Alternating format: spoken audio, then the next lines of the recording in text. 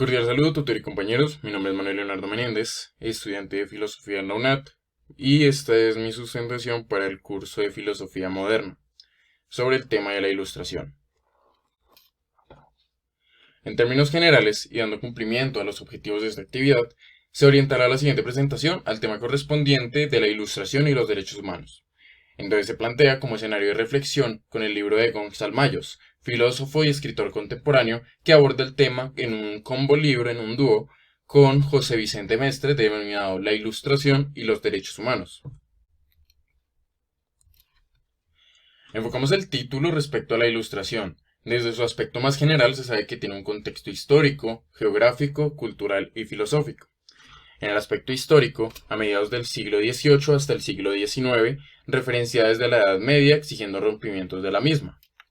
En el aspecto geográfico, se ubica en Europa, destacando Francia, Inglaterra y Alemania.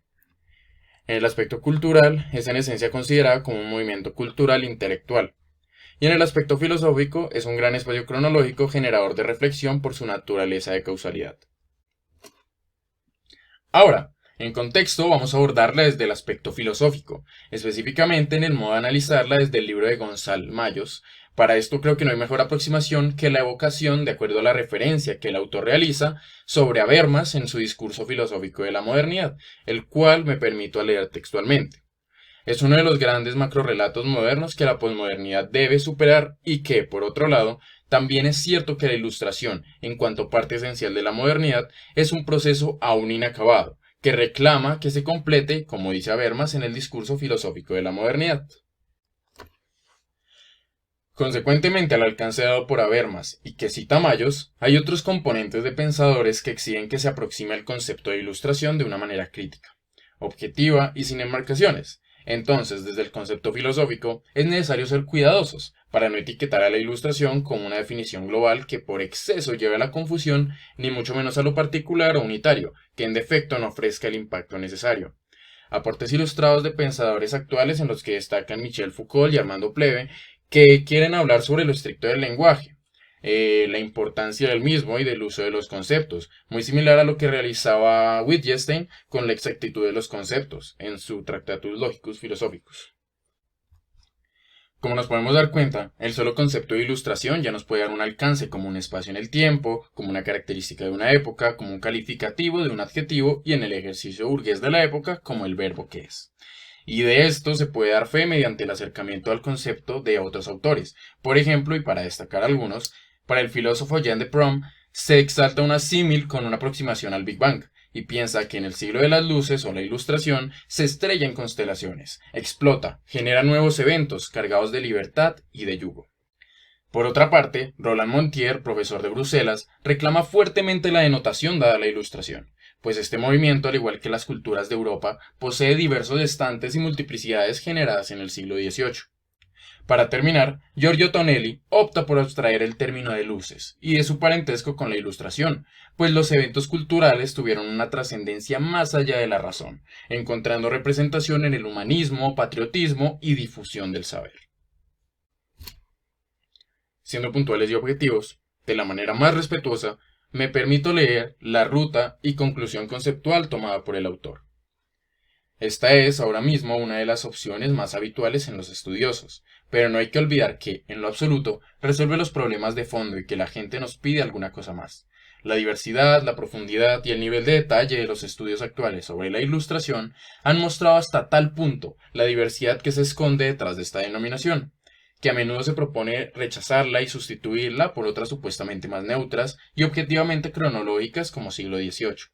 Además de, por descontado, limitarse estrictamente a Europa y a sus colonias más desarrolladas.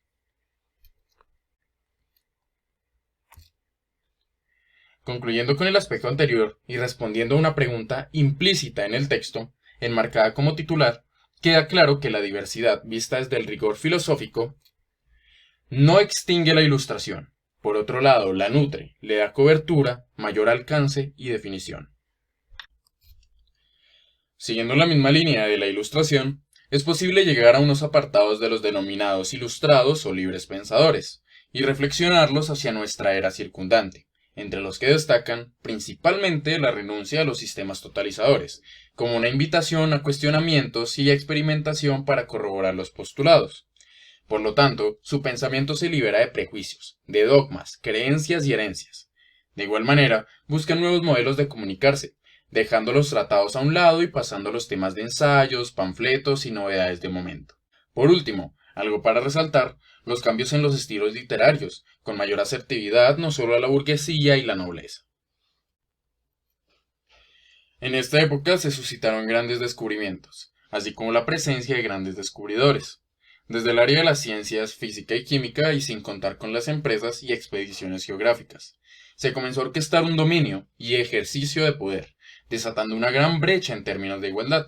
Personajes como Kepler, Galileo, Newton, Bacon, Copérnico son protagonistas de su época, e inventos como la brújula, la pólvora y la imprenta, exaltando esta última, ofrecen mayor relevancia de poder y conocimiento de la época.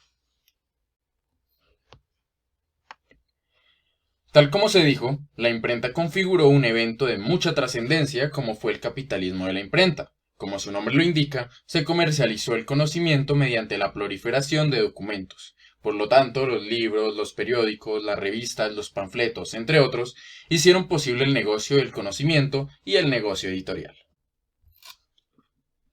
Consecuencia de esto, se necesitaban espacios idóneos para llegar con estos productos literarios y editoriales. Entonces se consolidaron los mecenazgos, las universidades, las academias, artes y oficios, e incluso también se puede ver como una oferta laboral, expandiendo en el proceso intelectual, algunas veces mecánico, como traductores, correcciones, redacción y escritura de textos, personajes que utilizaron estos recursos de oficios necesarios para el desarrollo e instalación de modelos pedagógicos, así como el ejercicio de como la construcción de cuentos y otros productos literarios, destacan Bale, Dafoe y Swift. Puede decirse que en la actualidad se continúa en gran parte con este modelo, en términos que a todos se le saca negocio. Por ejemplo, en este entonces se institucionalizó el saber, que en otras palabras, no es más que reclamar lo que se ha hecho y obviamente esto presenta una ganancia. Hoy en día esto se configura como toda la legalización en torno a los derechos de autor y la propagandística, algo como los premios Nobel. Tampoco está muy alejado de esta realidad los certámenes de belleza, espectáculos deportivos y de entretenimiento. Se abre igualmente el espectro económico, su crítica y evaluación, por lo que se entiende que se ilustra el negocio. No sería posible despedir esta presentación sin traer a la pantalla el concepto de despotismo ilustrado. Resulta paradójico que los libres pensadores se podrían comparar con los políticos de la actualidad. Frente a un escritorio mantienen una posición de libertad, solidaridad y afirmación, pero detrás de esto sus ideales son modificados por la negación, austeridad y subordinación. Es por esto que grandes pensadores de la época desarrollan cargos públicos en aduanas, hacienda y áreas de salud y educación. Por lo tanto, el despotismo ilustrado ofrece una proyección a la siguiente fase: poder, burguesía y liberalismo, antecedentes biopolíticos del ejercicio del poder, instrumentos y dispositivos de control. En conclusión, la Ilustración es un movimiento que trascendió de la influencia artística, filosófica y cultural, hasta abarcar todo el componente humano, y su influencia sigue vigente, por lo que es acertada la posición modernista de que a pesar de ser una época que aún no está terminada, está lejos de ser inconclusa. Se presenta un caso que no quiero afirmar como corrupción ni nada por el estilo, pero sí evidencia la postura darwiniana del más apto, pues las influencias predominaron en los estándares artísticos, políticos, económicos e intelectuales. Finalmente, hubo un cambio de yugo.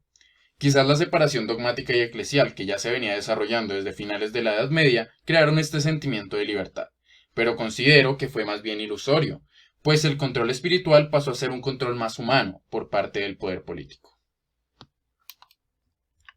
De esta manera concluye la presentación. La referencia bibliográfica fue La Ilustración y los Derechos Humanos en el aspecto abordado por Mayos, por Goncal Mayos.